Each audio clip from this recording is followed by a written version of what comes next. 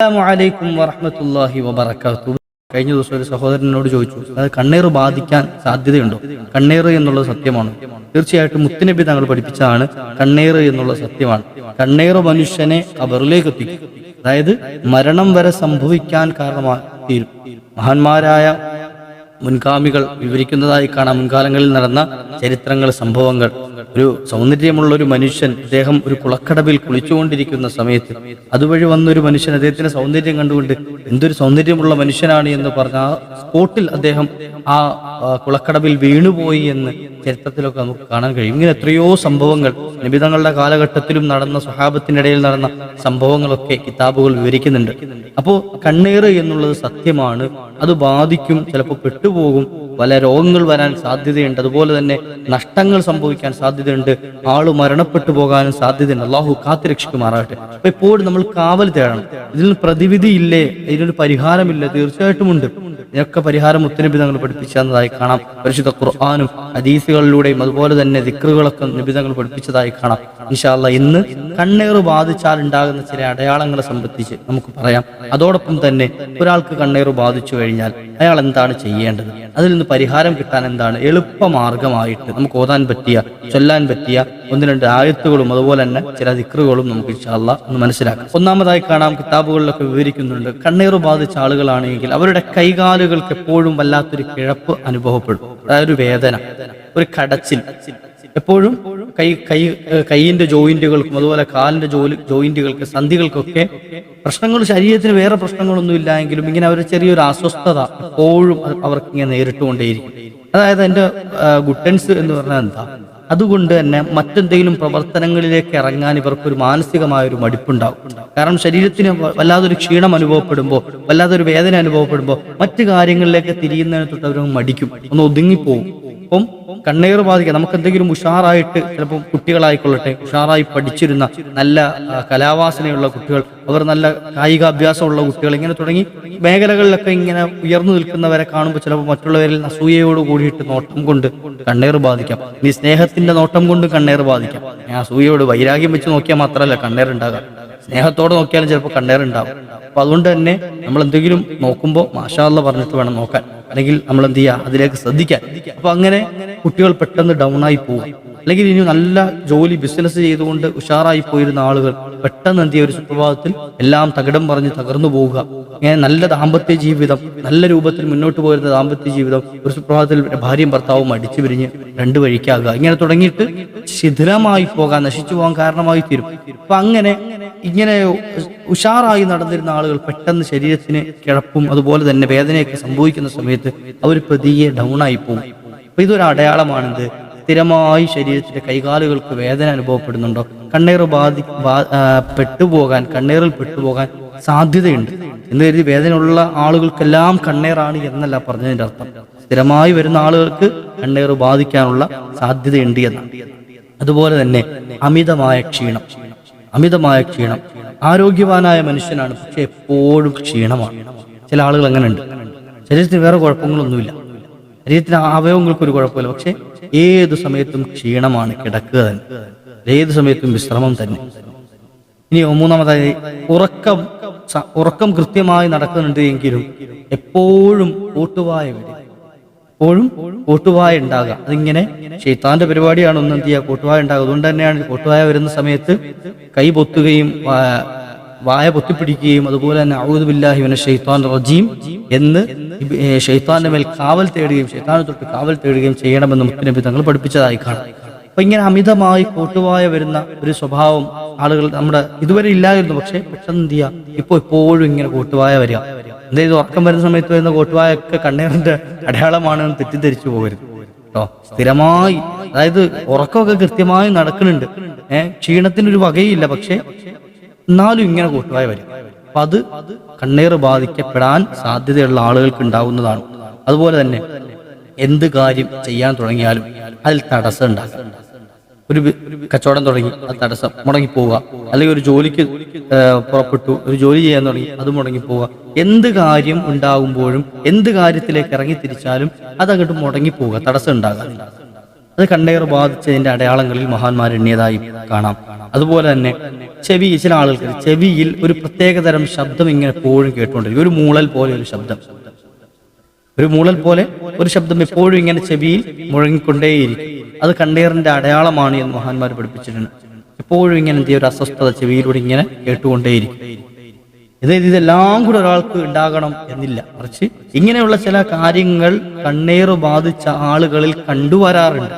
അതുകൊണ്ടാണ് മഹാന്മാരത് കണ്ണേറിന്റെ അടയാളങ്ങളായിട്ട് നമ്മെ പഠിപ്പിച്ചത്. അതുപോലെ തന്നെ നല്ല ജോലിയും വരുമാനവും ഒക്കെ ഉണ്ട്, ബിസിനസ്സിൽ നല്ല സമ്പത്ത് കിട്ടുന്നുണ്ട്, പക്ഷേ ഒന്നിനും തികയാതെ വരിക, ഈ സമ്പാദ്യം കൊണ്ട് ഒരു കാര്യത്തിനും തികയാതെ വരിക, അതും കണ്ണേറിന്റെ അടയാളമായിട്ട് മഹാന്മാർ പഠിപ്പിച്ചതായി കാണാം. സമ്പത്ത് തികയാതിരിക്കുക അല്ലെ, ഇങ്ങനെ സമ്പത്ത് തികയാതിരിക്കുമ്പോഴാണ് മറ്റിടത്തു നിന്ന് കടം വാങ്ങേണ്ടി വരിക. ഇങ്ങനെ സമ്പത്ത് തികയാതിരിക്കുമ്പോഴാണ് പലിശയ്ക്ക് പണം എടുക്കേണ്ടി വരുന്നത്, ലോൺ എടുക്കേണ്ടി വരുന്നത് അല്ലെ. അപ്പൊ ഇങ്ങനെ കടക്കാരായി തീരാനും അത് കാരണമായി തീരും. ഒന്നിനും സമ്പത്ത് തികയാതെ വരുമ്പോൾ കടം വാങ്ങിയിട്ടൊരു കടക്കാരനായി തീരാനും അത് കാരണമായി തീരും. അപ്പൊ അതുകൊണ്ട് തന്നെയാണ് എന്ത് ചെയ്യുക, കണ്ണേറ് ബാധിക്കുമ്പോൾ വല്ലാതെ പ്രശ്നങ്ങളും മുസീബത്തുകളും മനുഷ്യനുണ്ടാകുന്നത്, വല്ലാതെ വിഷമങ്ങൾ ഉണ്ടാകുന്നത്, ഒരുപാട് വലിയ കടങ്ങൾ എത്തുമ്പോൾ ആത്മഹത്യയിലേക്ക് മനുഷ്യൻ തിരിയുന്നത്, ഇങ്ങനെ തുടങ്ങിയിട്ട് പല പ്രശ്നങ്ങളും ഉണ്ടാകാൻ കാരണമായി തീരുന്നത്. അതുകൊണ്ട് തന്നെ നമ്മൾ ആരെങ്കിലും നോക്കുമ്പോഴും ആരെങ്കിലും പറ്റി പറയുമ്പോഴൊക്കെ മാഷാ അല്ലാഹ് പറഞ്ഞിട്ട് നമ്മൾ കാരണം ഒരു മുഅ്മിനായ മനുഷ്യൻ ഇടങ്ങേറാകാൻ പാടില്ല, ഒരു സാധുവായ മനുഷ്യൻ പെട്ടുപോകാൻ പാടില്ല. അതുകൊണ്ട് തന്നെ അപ്പോ ആരാരെ നോക്കിയാലും എന്ത് ചെയ്യാ, മാഷാ അല്ലാഹ് മാഷാ അല്ലാഹ്. എന്തിനെ പറ്റി പറയുമ്പോഴും അള്ളാഹുവിന്റെ വലിയ അത്ഭുതങ്ങളാണ് ഇതൊക്കെ, അള്ളാഹു കൊടുത്ത അനുഗ്രഹങ്ങളാണ്, അതിനൊക്കെ അള്ളാഹുവിലേക്ക് ഏൽപ്പിച്ചു കൊടുക്കാം. അതുപോലെ തന്നെ മറ്റൊരു സംഗതിയാണ് മഹാന്മാർ പഠിപ്പിച്ച ഗൗരവമുള്ള ഒരു വിഷയം, രക്തസംബന്ധമായ രോഗങ്ങൾ ഉണ്ടാകുക. രക്തസംബന്ധമായ രോഗങ്ങളൊക്കെ കണ്ണേറിലൂടെ ഉണ്ടാകുന്നതാണ് എന്ന് മഹാന്മാർ പഠിപ്പിച്ചതായി കാണാം. സാധ്യത വളരെ ഏറെയാണ്. രക്തത്തിലൂടെ ഉണ്ടാകുന്ന രോഗങ്ങളൊക്കെ കണ്ണേറ് മൂലം ബാധിക്കപ്പെടുന്നതാണ് എന്ന് മഹാന്മാർ പഠിപ്പിച്ചതായി കാണാം. അപ്പൊ ഇങ്ങനെ കുറെ അടയാളങ്ങൾ, ഇതിനേക്കാൾ കൂടുതൽ അടയാളങ്ങളൊക്കെ പഠിപ്പിച്ച പല ഗ്രന്ഥങ്ങളിലും ഓർമ്മപ്പെടുത്തുന്നത് കാണാം. പക്ഷെ ഇതൊക്കെ ഇതിൽ നിന്നൊക്കെ ഏതെങ്കിലുമൊക്കെ ചിലപ്പോൾ ഒന്നായിരിക്കും ഉണ്ടാകാം, അല്ലെങ്കിൽ രണ്ടെണ്ണം ഉണ്ടാകും, ഈ പറഞ്ഞ എല്ലാം കൂടെ ഉണ്ടാകണം എന്നില്ല. അപ്പൊ അങ്ങനെ വരുമ്പോ കണ്ണേറ് ബാധിച്ചോ ഇല്ലയോ എന്ന് നമ്മൾ സംശയിക്കണം. അല്ലാതെ എല്ലാ വിഷയത്തിനും കണ്ണേറ് ബാധിക്കും അങ്ങനല്ല, മറിച്ച് ഇത്തരത്തിലുള്ള കാര്യങ്ങളൊക്കെ നമ്മുടെ ജീവിതത്തിലുണ്ട് എന്ന് കണ്ടാൽ ഇവിടെ കണ്ണേറ് ബാധിച്ചു എന്ന് സംശയിക്കാം. എന്താണ് ഇതിനുള്ള പ്രതിവിധി? പരിശുദ്ധ ഖുർആൻ നമുക്കുണ്ട്, ഖുർആനിൽ മാർഗമുണ്ട്. ഇൻഷാ അല്ലാഹ് അങ്ങനെ ആർക്കെങ്കിലും സംശയമുണ്ട്, കണ്ണേറ് ബാധിച്ചു എന്ന് തോന്നിയാൽ അവർക്കുള്ളൊരു മാർഗം മഹാന്മാർ പഠിപ്പിച്ചു തരുന്നതായി കാണാം പരിശുദ്ധ ഖുർആനും. അതുപോലെ തന്നെ മുത്തുനബി തങ്ങളുടെ കുറെ ഹദീസുകളും നമുക്ക് മാതൃകയായി കാണാൻ കഴിയും. പരിശുദ്ധ ഖുർആനിലെ സൂറത്തുൽ ഹിജ്റിലെ ആയത്ത് നമുക്ക് കാണാം, വഹഫിൽനാഹാ മിൻ കുല്ലി ശൈത്താനിർ റജീം ഇല്ലാ മൻ ഇസ്തറഖ അസ്സമഅ ഫഅത്ബഅഹു ശിഹാബും മുബീൻ. ഈ ഒരു രണ്ടായത്തുകൾ 11 തവണ വീതം ഓതി ഒരു ഗ്ലാസ് വെള്ളത്തിലേക്ക് മന്ത്രിക്കുക. 11 തവണ വീതം ഓതിയിട്ട് ഒരു ഗ്ലാസ് വെള്ളത്തിലേക്ക് ഇഷ്ഫി എന്ന് മന്ത്രിക്കുക.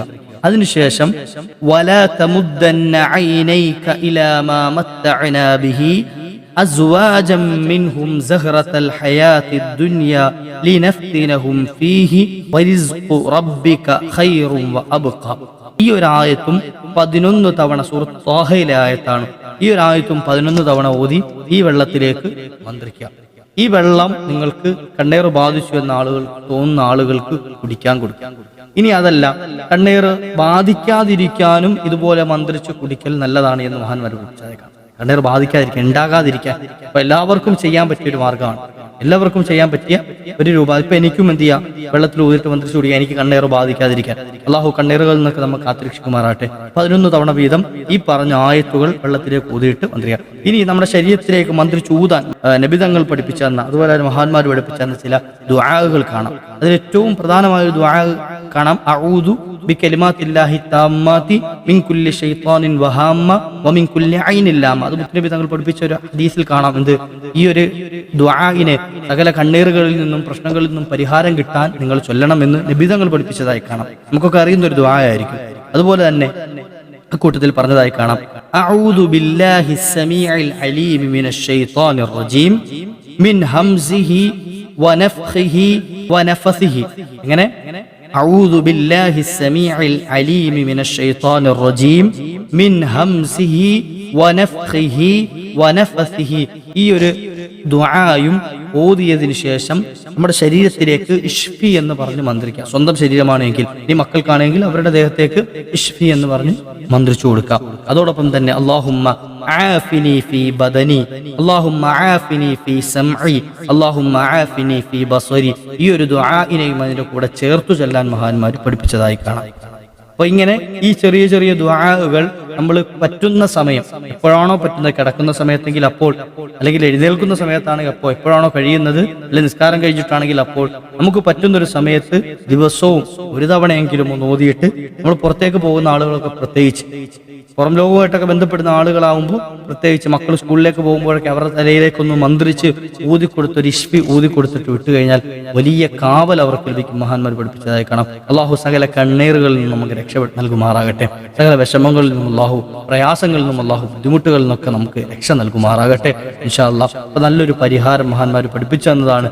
കണ്ണീർ ബാധിച്ചാൽ എങ്ങനെയൊക്കെയാണ് തിരിച്ചറിയാൻ പറ്റുന്നത്, അതുപോലെ തന്നെ അതിൽ നിന്നും രക്ഷപ്പെടാനുള്ള പരിഹാരം എന്താണ് എന്ന് ഈ ചെറിയൊരു മാർഗം ഇൻഷാ അല്ലാഹ് ഒരു കൈമുതലാക്കി നമ്മുടെ കൂടെ നമുക്കൊരു പ്രൊട്ടക്ഷൻ ആക്കി കൊണ്ടുനടക്കാം. അള്ളാഹുവെ, ഞങ്ങൾക്ക് എല്ലാ കാര്യങ്ങളിലും നിന്റെ റാഹത്ത് നൽകണേ അല്ലാഹ്, സലാമത്ത് നൽകണേ റഹ്മാനെ. ഞങ്ങളെയൊക്കെ നീ കാത്തുരക്ഷിക്കണേ റഹ്മാനെ.